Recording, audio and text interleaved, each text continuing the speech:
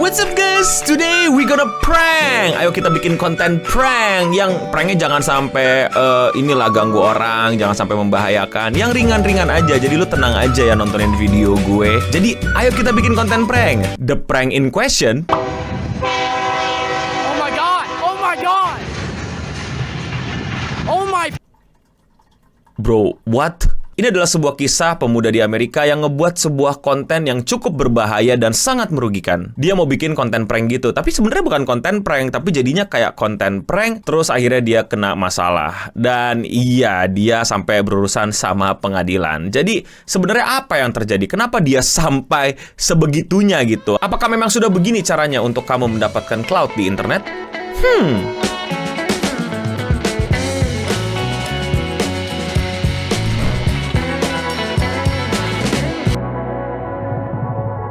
Prank adalah konten yang dulu sangat merajai dunia YouTube. Konten prank di YouTube itu terkenal bukan karena kreatif, lucu, dan bisa membuat semua orang tertawa. Konten prank yang ada di YouTube adalah konten-konten prank yang membahayakan diri sendiri, membahayakan sekitar, dan membahayakan orang lain. Dan value tontonannya ada di seberapa gede lu punya balls. Jadi seberapa gede lu itu bikin masalah. Terus lu label itu sebagai prank. Dan lucunya pembahasan kita kali ini bukan konten prank, tapi ke konten yang sebenarnya nggak mengarah ke prank, namun mungkin kayak prankster-prankster yang sempat ada di YouTube. Jadi gini ceritanya.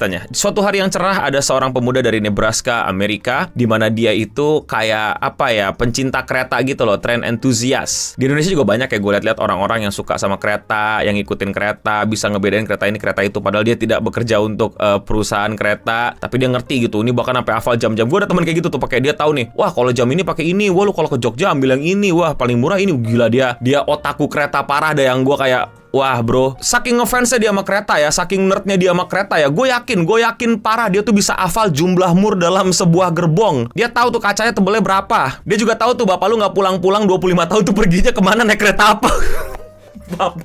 Maaf, kadang suka kelepasan, maaf. Tapi itu bercanda ya. Namun kita akan balik lagi ke temanya, yaitu adalah ya pokoknya ini adalah anak muda, umurnya masih 17 tahun.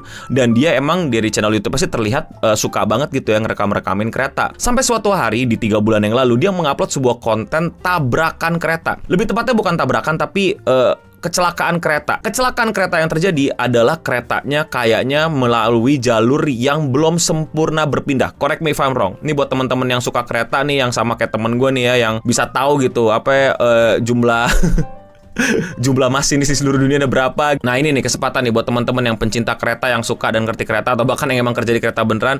Tolong koreksi gue kalau ada yang salah ya, karena tentu saja saya bukan ahli kereta. Saya juga cuma naik kereta tapi nggak tahu kereta yang saya naikin apa ya. Saya cuma tahu bedanya ini ke Jakarta, ini ke Bandung gitu. Gue nggak tahu ini kereta jenisnya apa, argo apa, itu gue aja nggak apal gitu loh. Kalau tidak salah, jadi intinya keretanya itu kecelakaan karena berpindah rel yang belum sempurna perpindahannya, atau relnya itu emang nggak boleh dipindahin ke situ karena relnya masih belum bener, masih belum belum selesai dan lain-lain. Terjadilah sebuah hantaman besar.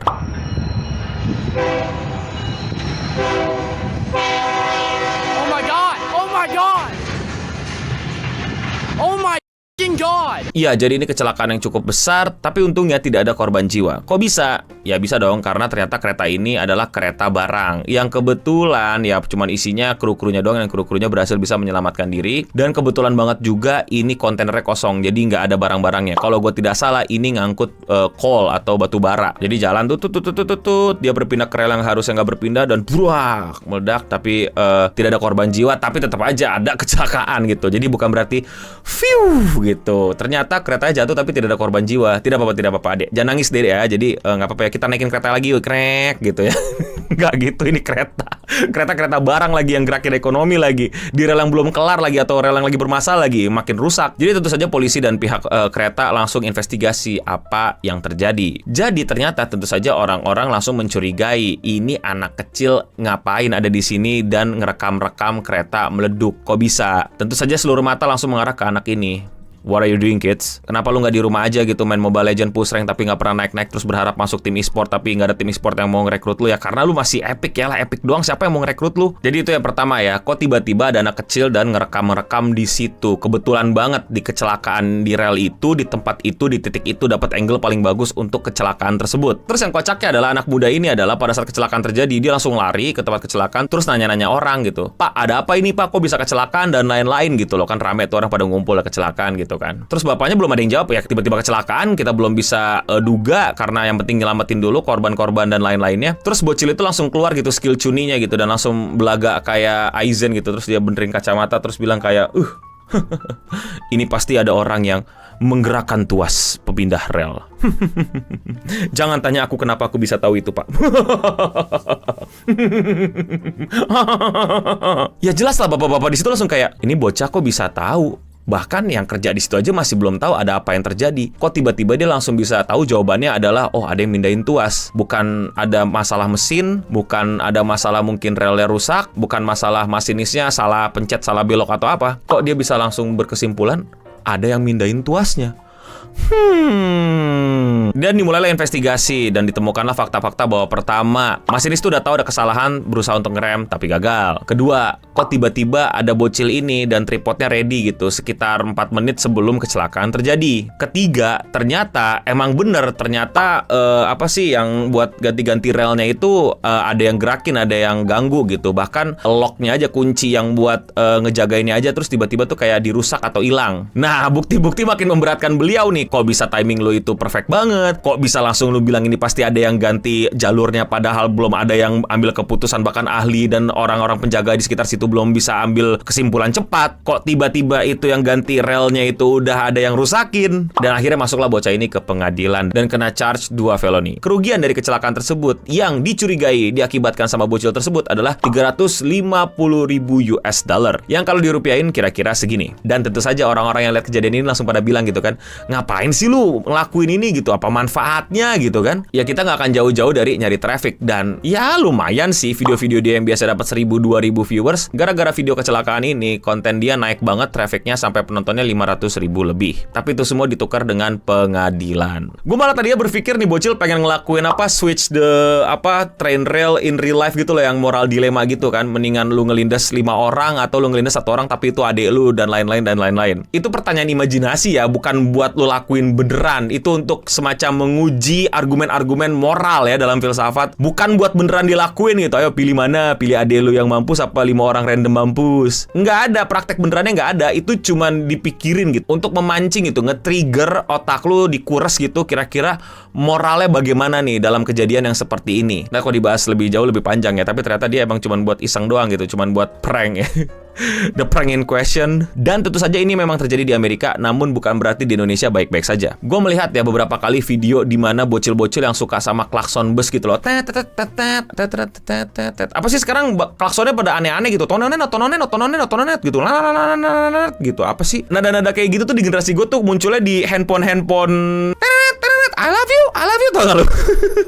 Ayah, nari kita. Tuh adik gua yang cewek nge-spam itu, tau gak lu? Nge-spam itu waktu dibeliin, annoying. Dan sekarang banyak pemuda yang suka gitu, yang pada demen gitu dibunyiin tengah jalan.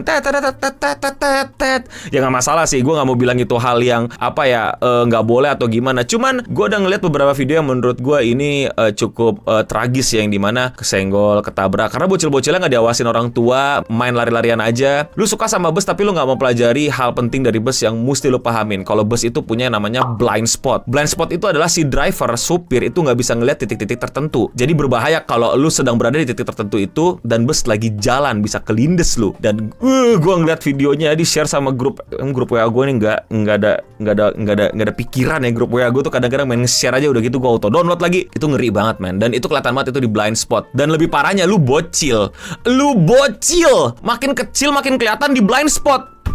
Udah dah, kesian dah. Dan gue liat di berita-berita juga itu bukan 1-2 biji ya, juga udah lumayan. Jangan sampai terjadi sama kita dan orang-orang di sekitar kita. Yang pertama tentu ngefans sama bus, ikutin kegiatan komunitas, dengerin klakson di tengah jalan. Ya selama nggak membahayakan dan lo hati-hati, oke-oke aja. Tapi ingat, kecelakaan udah mulai nambah nih angkanya. Berarti ada yang mainnya nggak hati-hati. Seperti yang di video-video gitu, ada yang tiba-tiba kan lu nunggu bus ya di pinggir jalan kan, bukan dihantem, bukan di.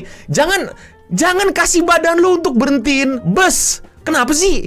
Belum tentu klakson busnya juga yang lu pengen kan gitu. Siapa tahu klaksonnya cuma biasa, cuma pep gitu, selesai kan, membosankan. Ya udah, jangan sampai hal membosankan lu korbankan dengan badan lu dan lain-lain. Ya ini buat ngingetin aja lah, jangan sampai kayak gitu. Dan buat teman-teman yang mungkin udah mulai ngerekam-rekam tuh bus-busan di jalan dan lain-lain, jangan sampai bikin yang selebay kayak gini cuma demi dapetin traffic. Karena orang Amerika ini nggak ngorbanin nyawa, cuman ngorbanin duit dia lumayan tuh kalau misalnya disuruh ganti rugi dan lain-lain. Untung nggak ada korban jiwa. Tapi yang di Indonesia kocaknya korban jiwa untuk demi sebuah konten atau sebuah kesenangan yang harusnya bisa didapat juga dengan cara yang lebih hati-hati. Jadi ya semoga bisa lebih hati-hati dan jangan sampai kayak dia nih, si bocah Nebraska ini atau bocah-bocah yang udah jadi korban kayak gitu. Dan yang kesian tuh kadang-kadang tuh menurut gue supirnya tahu beneran deh, supirnya kan nggak tahu apa-apa, dia cuma kerja tapi bocilnya kayak gitu. Dan namanya ya manusia ya, ngelihat anaknya hilang ya pasti dimarah-marahin supirnya. Tapi kalau lihat dari video, supirnya di jalan, lu yang anaknya tiba-tiba ngenyosor ke jalan. Salah siapa kalau kayak gitu? Nggak usah dibahas, gue nggak mau bahas itu di kolom komentar sekarang. Tapi menurut kalian ya fenomena ini bagaimana? Komen di bawah. Kalau kalian suka sama pembahasan ini, mana awalnya ngebahas Amerika terus tahu-tahu nyerempet ke Indonesia, jangan lupa support gue dengan klik tombol subscribe di bawah. Sekian Radio Singham untuk episode kali ini. Gue Eno Bening pamit undur diri, dan untuk kita semua, asik kok. Cuman bisa save mainnya loh. Hati-hati loh ya. Apalagi buat bikin konten-konten tuh, hati-hati dan jangan cari celaka gitu. Wih, ayo kita cari konten kecelakaan. Sounds wrong. Stay clean and sound.